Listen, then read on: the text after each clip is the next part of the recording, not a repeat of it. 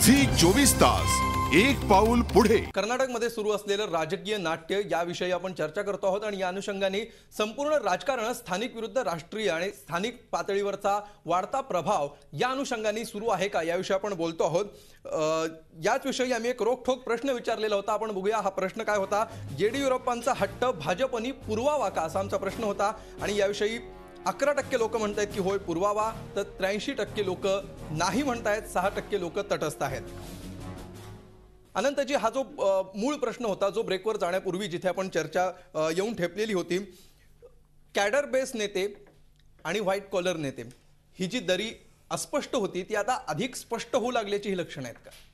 ती व्हाईट पण नाहीये आणि ब्लू पण नाहीये किंवा इतर कुठलाही कलर, हा भगवा कलर आहे त्यांचा संघाचा। हा मूळ जो कलर आहे त्यालाच आव्हान दिलं गेलेलं आहे, ही खरी त्यातली वस्तुस्थिती आहे। आणि पण हे आपल्याला मान्य करायला लागेल। म्हणजे अनेक महाराष्ट्रामध्ये पण आपण बघितलं की मुंडे विरुद्ध गडकरी हा वाद सरळ सरळ असलेला आपल्याला दिसतो आहे। मी तुम्हाला तेच सांगतोय ना की स्थानिक वाद जरी असला तरी त्याचा आमचा आणि काँग्रेस आणि भाजपमधला एक मूळ फरक असा आहे की आम्ही आमच्या याचं कधी गोडवे घात नाही। भाजप सातत्यानं त्यांची लोक गोडवे घातात की आमचा शिस्तबद्ध पक्ष, आणि आज त्याच पक्षामध्ये बेशिस्तपणाचं सगळ्यात जास्त प्रदर्शन हे चालू आहे। आणि म्हणून मी म्हटलं भगवा रंग याचा करता की त्यांच्या संघाच्या एका विशिष्ट विचारसरणीला आव्हान दिलं गेलं, मग ते खपवून घेतलं जात नाही त्यांच्याकडे। हा त्यातला हा सगळा सारांश आहे। असं आव्हान येडियुरप्पांनी दिलं होतं असं तुम्हाला अर्थातच, म्हणजे मुंडेंनी असं आव्हान दिलं होतं। कोणाची जर मूळ विचारसरणी असेल तर आमच्याकडे त्या विचारसरणीला चर्चा केली जाते, ॲक्सेप्ट, आणि नाही झालं तर मग त्या व्यक्तीला स्वातंत्र्य आहे की काँग्रेसमध्ये राहायचं का नाही। यांच्याकडे मात्र ते स्वीकारलंच जात नाही। आणि म्हणून मी जे सुरुवातीला म्हटलं की यांचं पहिलं एकचालकानुवर्तित्व, दुसरं लोकशाहीवर आमचा विश्वास नाही, ही सगळी जी मूलभूत त्यांची तत्व आहेत त्याला जेव्हा आव्हान गेलं जातं त्यावेळेला मग ही परिस्थिती निर्माण होते। आणि म्हणून सगळ्या राज्यांमधनं भाजपच्या हे वाद सुरू झालेले आहेत। मला अनंतरावांबद्दल अतिशय आदर ठेवून बोलायचं आहे की ते असं म्हणतात, अशा तऱ्हेने बोलतात की संघाची आणखी जनसंघाची घटनाच यांनी लिहिलेली आहे। गेल्या संघाचा जो इतिहास आहे त्या इतिहासामध्ये जवळजवळ 16-17 सरसंघचालक झाले। भारतीय जनता पक्षामध्ये आणि त्याच्या आधीच्या जनसंघामध्ये सुद्धा दर 3 वर्षानंतर अध्यक्ष बदलला जातो, परंतु काँग्रेसचा असा एकमेव पक्ष आहे की ज्याच्या 90% वेळा फक्त गांधी आणि गांधी परिवाराची लोकच होती। तर त्यामुळे एकचालनावर्तवाच्या गोष्टी याने आम्हाला पहिल्यांदा सांगू नये। दुसरी गोष्ट मी त्यांना एक आठवण करून देतो की ज्या जनसंघाची स्थापना डॉक्टर श्यामाप्रसाद मुखर्जींनी केली ते पंडित जवाहरलाल नेहरूंच्या मंत्रिमंडळामध्ये, पहिल्या मंत्रिमंडळामध्ये मंत्री होते। त्यामुळे संस्कृती प्रत्येक वेळी जनसंघाची संस्कृती भगवा रंग, काय आपल्या देशाच्या ध्वजामध्ये भगवा रंग नाही का, काँग्रेसच्या ध्वजामध्ये भगवा रंग नाही, भगव्या रंगाची ॲलर्जी कशाला मला कळत नाही। ॲलर्जी आम्हाला नाहीये। त्यांनी प्रश्न विचारला नाही, व्हाईट कॉलर, त्यांनी प्रश्न विचारला व्हाईट कॉलर, त्याचं मी उत्तर दिलं। ही संस्कृती काय म्हणजे दानवी संस्कृती आहे का, ही कुठच्या राक्षसांची संस्कृती आहे का, ही कुठच्या भूताखेतांची संस्कृती आहे का? म्हणजे या संस्कृतीबद्दल तुम्ही टीका जरूर करा, परंतु अशा तऱ्हेने टीका करू नका ही कुठच्या तरी परलोकावरून आलेली संस्कृती आहे। तरीही या देशामध्ये 7 वर्ष या देशामध्ये याच संस्कृतीतल्या लोकांनी राज्य केलेलं आहे। जनसंघाच्या घटनेत एक मिनिट, आता मला बोलू द्या, मला बोलू द्या। जनसंघाच्या घटनेचा त्यांनी उल्लेख केलेला आहे म्हणून मी उत्तर देतो।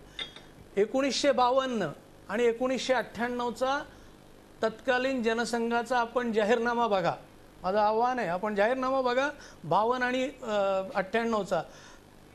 हिटलरचे जे माइन काम्फ म्हणून जी आत्मचरित्र आहे त्यामध्ये त्यांनी दिलेले विचारसरणी आणि 52 आणि 98च्या जनसंघाची विचारसरणी जवळपास तंतोतंत जुळणारी आहे। नाही पण मग ह्याच्यात परत विरुक्ती आहे, ह्याच्यामध्ये परत विरोधाभास दिसतो। यांची विचारसरणी एकतर तुम्ही म्हणता संघाच्या विचारसरणीला विरोध करणाऱ्यांना भाजपचं नेतृत्व थारा देत नाही, कशा तऱ्हेने झालेली, आणि ही तर संघाची विचारसरणी असंही तुम्ही म्हणता। तुम्ही एकचालकानुवर्तित्वाला आव्हान दिलं की ही परिस्थिती निर्माण होते। ठीक आहे, उदयजी काय म्हणाल याविषयी, काय हा नेमका गोंधळ झालाय?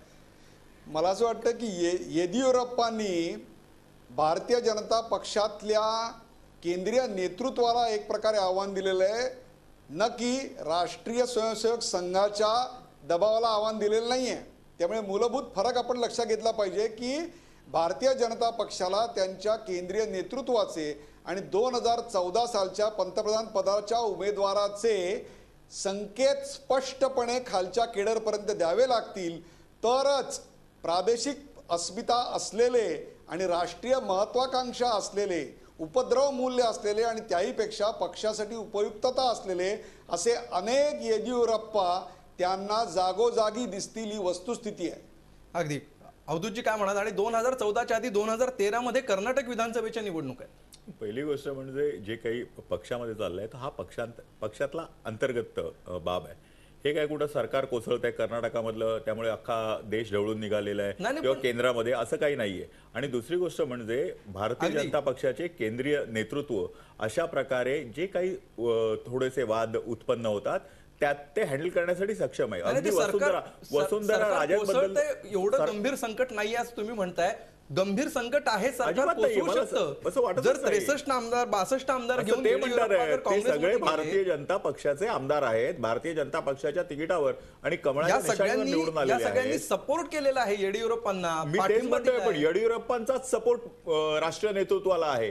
त्यांचं जे काही इंटरनल आहे ते कर्नाटकाच्या सत्तेबद्दल आहे. येडियुरप्पांचा सपोर्ट राष्ट्रीय नेतृत्वाला आहे असं तुम्ही म्हणता आहात. त्यांनी असं कसं त्यांचा जो विरोध आहे आणि त्यांचं जे काही भांडण आहे ते कर्नाटकामधल्या सत्तेबद्दलच आणि तिथपर्यंतच मर्यादित आहे. त्यांचं कुठच्याही प्रकारे केंद्राच्या नेतृत्वाला आव्हान नाहीच आहे. जसं सुधीर डॉक्टर म्हणाले त्याप्रमाणे तसंच आहे ते. नाही, केंद्राच्या नेतृत्वाला म्हणजे त्यांना राष्ट्रीय अध्यक्ष व्हायचं येडियुरप्पांना, म्हणून झी 24 तास एक पाऊल पुढे.